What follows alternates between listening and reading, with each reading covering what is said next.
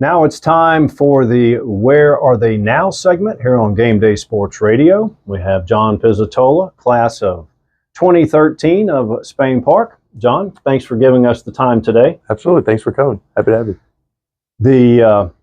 You were class of 2013? 2013, yes, sir. And when you were at Spain Park, what sports did you play? It was football. I was a punter. Great atmosphere. Loved playing at Spain Park. Yeah, I punted at football. I would have played basketball. Well, you did early on, right? I did early on, but I think it came time to one sport it and went with football, and thankfully I did because it led to a lot of cool stuff. Yeah. Speaking of that, so when you were at Spain Park 2012, 2013, I believe, is the only time Spain Park's won the area back-to-back years. That's right. It's pretty definitely still proud of that for sure. Yeah, absolutely. Yeah, that was and despite the fact, I believe when I look back, you had 4 coaches in a 4-year span, and it's hard to continue success when you have a new head coach every year. It definitely is. There was always something that happened every year, and we're like another. We won't go into those details, yeah, right? Absolutely. Yeah. So once you left Spain Park, you went on to University of Alabama. I did. And so you were there from, I guess, the 13 season through the 17 season? Yes, and then I graduated in 18, took a victory lap, one extra year there. But yes, I did 2013 through 18. So. All right. And then after Alabama, did you do post-grad? I did. I worked immediately. I was doing software, MIS at Alabama is what I graduated with, and immediately got picked up and ended up working at Georgia Tech doing Department of Defense contractor work, which was pretty cool, and got to do some really cool projects and work on fighter jets and So you had to cool go through the whole gamut of being vetted and all that? Oh, the security. I think everyone that's ever spoken to me got a phone call at some point to ask questions about me, and but yes, it was really cool thing to be a part of. So before this interview, you gave me a tour of your facility here, which is unbelievable. Appreciate it. I'm going to show we'll show some video here, but just for the audience to give, I know you can't, I was paying attention and you were walking me from room and studio to studio, but just give an overview of what you guys do here. Yeah, I mean, so we're Pizza Pool Sports Collectibles out of Hoover, Alabama, and I mean, really, I could take you back to, I guess, when COVID first happened. Everyone's kind of getting locked down in their house, and people started going online. Yeah, fun times. People started going online, and sports cards started really blowing up online. People were finding a cool way to interact with each other while still staying inside, was hopping into sports card breaks with each other, which we'll explain obviously what that is, or opening a pack of cards with their kids or whatever it was. It blew the what we call the hobby up in COVID times, and we saw an opportunity here to start a business around that, which we did. Basically, we to simplify it, we buy products direct from the manufacturers who are making these sports card boxes. And then we break it up by team. If it's an NFL product, for example, we'll sell all 32 spots, all 32 teams. Okay. And typically, we'll work out whatever our profit's supposed to be on that, whatever our sales numbers should be for those products, and then we'll pre-price the stuff. People will come in, they'll buy their teams, and then as we open the boxes, let's say you bought the Colts, whatever Colts cards come out, they get shipped to you. If you bought the Patriots, you're getting all the Patriots cards, right? Maybe you're chasing Tom Brady, old Tom Brady autos, or maybe you're going after, a guy like CJ Stroud on the Texans, one of the new, rookie quarterbacks. So that's kind of, I guess, when COVID came around and people started getting on these apps and, it became like a social media thing, it really blew up, and we were able to kind of capitalize on that. So. Do you find, and I know in my space in the sports betting, that people, if they like Alabama or Auburn or Ohio State, they're going to put their money on those teams, whether it's warranted or not. Do you see something similar in your space with, let's say they'll buy the New England Patriots, although the last couple of years, there's no one really of value for their team. Right. I mean, that definitely happens. I think there's two sides of this. I was kind of talking to you about this earlier, the collector side versus the, I'm trying to get in and make a little money side, the investment side, right? I mean, a lot of people will come in and just buy the best team with the best rookies because they know that there could be a theoretical $1 million card for that team come out. And very unlikely you're going to see. Hate to do this for any team, but we'll just use the Falcons since they're close. You're not going to see $1 million card come out for the Falcons. But me as a Falcons fan, if I was a Falcons fan, I would want to buy the Falcons, no matter what the price is, because I'm chasing those cards. Maybe I've got a kid that wants, a specific player that they want to chase. So yeah, it's all fun. It's all fun no matter what the team is. I don't guess they were really waiting in line to get Desmond Ridder cards. Well, for a little bit, I think so. The funny thing about the football hobby is there's a lot of hype around preseason before anyone's proven anything. Okay. A lot of these guys, their prices will get the hype built into it. It's like, they haven't won anything yet, but I can buy one of your cards for more than a Dan Marino. You know what I mean? Yeah, that doesn't make sense, right? But that's kind of how it's become. People are very speculative now. So. All right. And again, I'm going to try to get some footage of what you showed me earlier and post that here. Going back to high school in Spain Park, did you happen to watch Spain Park beat Hoover? I did. It's very exciting. How about that? Yeah. Finally, right? Right, yes. Vengeance, the right way. It was only the third time that Spain Park has won, and the first two were both in the same season. Right. That's so right. that was what, 2015, I believe. Yep, right after 2 years after I graduated, and so yeah, that was. And you were the same class as Nick Mullins? I was. Yep, good buddy of mine. A lot of good athletes came out of that. That was a fun class. I played at Alabama. I had another teammate of ours was on the team with me at Alabama as well. Actually, two other teammates of mine at Spain Park were on that amazing team in Alabama. So a lot of guys went out and played in college, and really, really tight-knit group. Still kind of rubs me wrong that we didn't win state that year. I think we were obviously the best team in the state that season, but best team doesn't always win. That's right. Best team doesn't always win. Made some mistakes in that game that we shouldn't have, and that just goes to show that will live with you. Leave it all on the field. So. Well, even in the other sports, you had Brandon Hazuri, who was an outstanding track athlete. So a lot of good athletes in that era there at Spain Park. So at Spain Park, what would you say is your most? You don't have to narrow it down, but what is your most memorable events, or it doesn't have to be sports, but one or two things that you really remember the most from being at Spain Park? For being at Spain Park, probably, I actually transferred. A lot of people don't know this. I came in from a smaller private Catholic school. Yep. So, I mean, I would say number one, just the shell shock of being able to wear whatever you want, and to a degree, of course. Sure. But being just the freedom that comes with the public side of things, that was a big, awesome piece for me. And then, I mean, we've touched on it already, but just that football team my senior year, closest. I mean, even we've talked about how I played at Bama, and I've been a part of a lot of really great teams, whether it's in business or sports, but. That team my senior year at Spain Park, I mean, that was a very close-knit group of kids, and just going to work every day with those guys was really fun and exciting, something that I miss. I mean, here we are 10 years later, it's hard to believe, but 11 years, but yeah, I would say probably that. I mean, those are the things that really stick with me. Nothing really specific, but that really sticks with me. I remember your transition because we used it as an example with our son, because he did the same route. Right. And we said, here's how John did it, and it was very helpful, actually. But it's when you go, even though you knew the kids from sports, right, in the neighborhoods, exactly, it's still a big change. Big change. So once you get to Alabama, so you get there in 2013, and of course there were championships at Alabama from 09 through 20. Right. But so I think how many rings? I believe they'd won the year before. 11 and 12. 12 was when they beat Notre Dame in Miami, right? Right, and which I'd gone to. And it's funny, I was going to play at South Alabama. That was my, okay. I I was lucky enough. I led the state that year in punting. I had some great coaches around me. I had a really good average that year.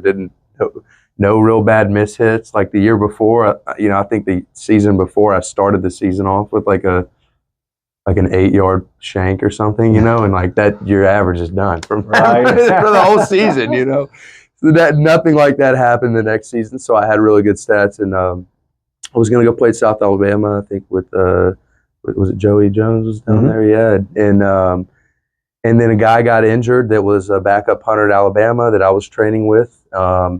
And through a coaching deal, they made the call, and I graduated.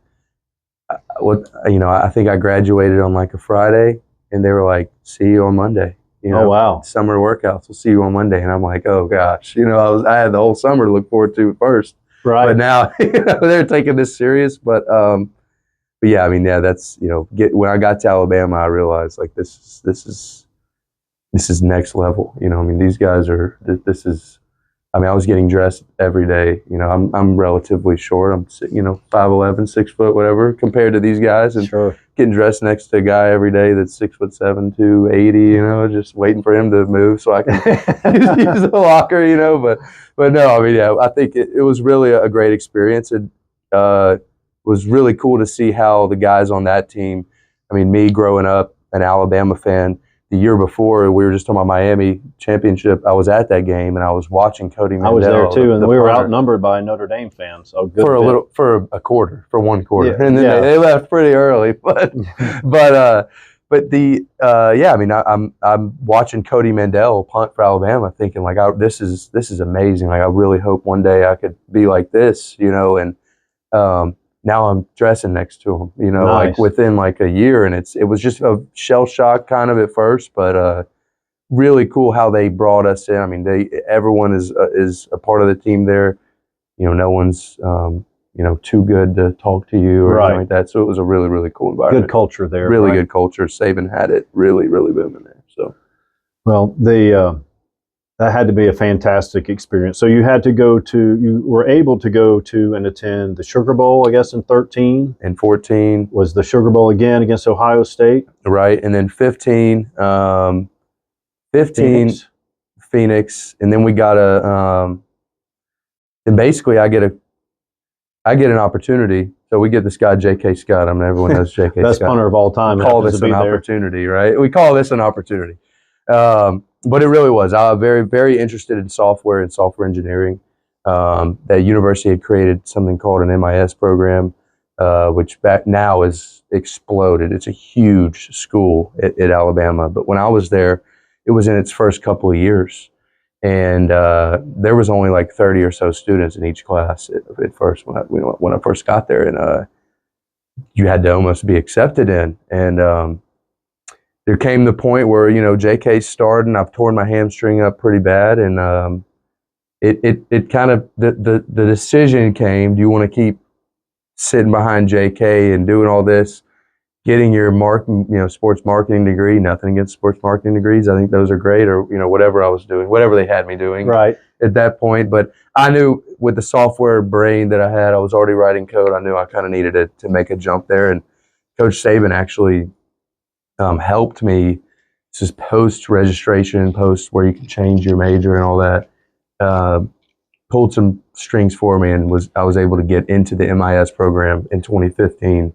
And so it was a tough decision to kind of hang up the cleats there, but he helped me get to a point where I was hired immediately. I was hired actually my senior year in college to work remotely on a team of guys who had all graduated, 3-4 years ago. And so I got put in a really good situation because of that. And so that's something that, always will thank Coach Saban for giving me the opportunity to extend past football instead of riding it out and potentially, ending with a major that I didn't want to, One thing I've always said as an analyst or whether I'm doing broadcasting is after that 2012 trophy, I don't think Saban cared about trophies anymore. He switched all his focus to helping young men like yourself and his players understand about how the real world is and preparing them for that. If you go and you watch any interview or any time he's being asked anything about, you know, his college time, that's the first thing that he talks about always is making men better men, right? Making the guys on the team better men in their life, making them preparing them for, you know, he said, you guys are going to go on, you're going to own businesses, you're going to, you know, do, and I mean, you know, it's like, here we are. And, you know, it's sometimes I look back and I'm like, man, you know, I learned so much from Coach Saban and being around success in that way. And you almost learn to crave it, to crave being like that, or to crave, you know, recreating that level of success. I have the team that I run a, you know, 12 trying to get to 15 people team here. And it's, you know, I'm not Coach Saban, you know. Sure. I'm not Coach Saban. But you learn things along the way, but the organization. Exactly. I use things that I learned from him in how I operate and run this. I treat people the way, you know, in my organization that he did, and I think it's really made a big impact for us here. So, and I should have mentioned the name Pizzitola. Your uncle Alan played for Bear Bryant. Correct. What, 75 around that? 70s, range? Yes, yeah, 70s, early 70s. Well, John, it's been great interviewing with you. Thanks for the time. We're going to close the interview, and we're going to go and get some video. And if you'll give us a little brief tour of your facility. Absolutely, I would love to. Great. 100%. Awesome. Thank you. All right, John. All right. We're in one of your many studios here at your facility. You want to tell our audience what's going on here? Yeah, so we were mentioning breaks a little bit earlier, sports card breaks, buying teams. This is kind of what the actual back end of that looks like. We are live on an app called Fanatics Live in this room, typically 7 days a week for around 10 hours a day. Okay. And what you'll see here is some sports card boxes, specifically Topps made boxes. This is a product called Motif. It's got the current football rookie class, well, I guess last year's rookie class, C.J. Stroud, Bryce Young. You've even got some big Tom Brady autos. There's all kinds of really cool John Madden autos, and there's some really cool stuff in this that you can pull. And so we will set up 3 of these. This would be considered a break. So this break has 27 autographs guaranteed in the product. So people are going to buy their team, and then once all the teams are sold, which it looks like we've got 4 teams left here, once those teams are sold, we open the boxes, and then when every card is out and laid out, we sort it by the teams, and those get shipped out to the people who bought that team. So it's a pretty awesome operation. You can kind of see this is what they see on their end. I could sit here and show you, you know. That looks, this cool. On the right here. So this goes on what platforms? So we stream, this room is going to be Fanatics Live. If you're looking for it, it's going to be this logo right here. This is the Fanatics Live logo right here. Okay. We also stream on a platform called Whatnot. That platform is going to be significantly bigger than Fanatics Live at the moment. A lot more engagement, way more viewership over there because it's been there for so much longer. But long term, we truly believe long term that Fanatics Live is going to be the home of pizza pools. So, excellent. Let's take a break, and we'll go to another studio. All right, John, tell us about this particular studio. We had the interview in here, moved things around, but yeah. So, just to give a little background, you guys have seen kind of the breaks and that side of it.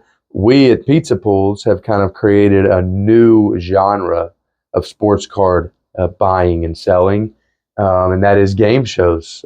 Used my software background that we were talking about earlier to develop some live experience game shows. And this is one of them. We call this Climb the Ladder. It's heavily based off of Who Wants to Be a Millionaire, where you get, 4 or 5 choices and you pick the choice, and you're either climbing up or ending your game right there. So we've got pretty cool game, nice, easy. We've got buttons here that run it. And is it a one-man operation, or do you have another engineer? This is a one-man. So this operation specifically, you'll have a guy sitting here on camera, and they're going to be going through, opening the boxes, and producing the game show here, which we've got the sound turned off. But you can see we've got a ladder that drops down. You've got your cards, what's available in front of you, and basically you pick a box in the chat after you've bought a spot to play. We open the box, and you level up, we hit the level up button, and then we pull these level 2 boxes over, and we stack the level 2 boxes, and then basically you pick a box there, and so on. You can fall back down to level 1, or you can keep climbing. And so as you'll see, the cards get better up as you go up, and yeah, you're trying to level up to a couple $1,000s worth of cards for $100 buy-in. So excellent. Cool. Sounds fun. Pretty cool. Let's go take a look at another studio. Cool. Okay, John, we're in another studio. Green screens behind you and around us. Explain what's going on in here. Yeah, this is the big green room. Everything in this room is green. No, we so this very popular show called Deal or No Deal on TV. You guys have probably heard of it. We saw a unique opportunity with that play style of a game to make a live version for sports cards. So similar to the other side, people come in, they might pay this. The typical price for this game is $2.99. People pay $299 to play this game, and you've got one diamond, which would be like your $1 million case in Deal or No Deal. Typically going to be around a $3,000 to $5,000 case. I mean, a card in that case. And yeah, you've got different tiers: iron, bronze, copper, silver, gold.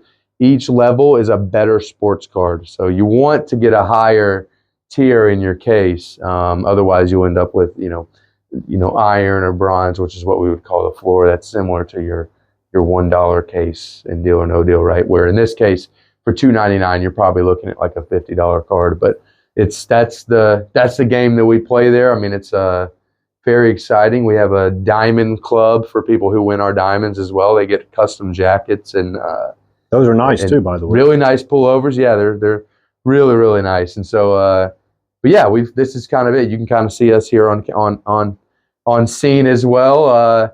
It's live. It's made to really bring a lot of attention from not just the people who are going to play the game, but people that want to watch and the spectators. See the excitement, the spectating. Yeah. So what's going on back here? So these are the actual cases that you're seeing behind you there. I mean, basically, let's say you start the game. Let's say you want case number 12 to start. So we'll give you case 12. We'll lock this case down as yours so we don't accidentally open it during the game while you're giving us your other numbers. Just like Deal or No Deal, you're going to open cases. There's a gold. Let's say you say 13. There's a copper. So you're eliminating these off the board. Gold, copper. So these are lower tier stuff. That's a pretty good start, actually. Right. I should probably go play the game now when this is over. No. But yeah, you just keep going until everything's okay. Well, we lost. There's your diamond. But yeah, basically, the goal of the game is to either pick this case right off the bat, having this in case number 12, or keeping it alive throughout the game to get a better banker offer, which would be a higher tier card each time. So the longer you keep this alive, the higher the value of a card that the banker is going to offer you to get you off your case, because he's scared that you're going to hit this. So that's the way that works. So what is this Commissioner Gordon bat phone on the wall here? That's the banker phone. Chat loves this. The famous red banker phone. The chat absolutely loves this. We have one of our hosts who's really funny, likes to walk as far as he can across the room with this thing until the thing comes flying off. Happens on camera. You got to see it live though, but it's really, really funny. But that is our banker phone, so that's how we communicate with our banker to get those offers in for the person who's playing the game. Excellent. I can't wait to see it when it's going on live. Absolutely, yeah.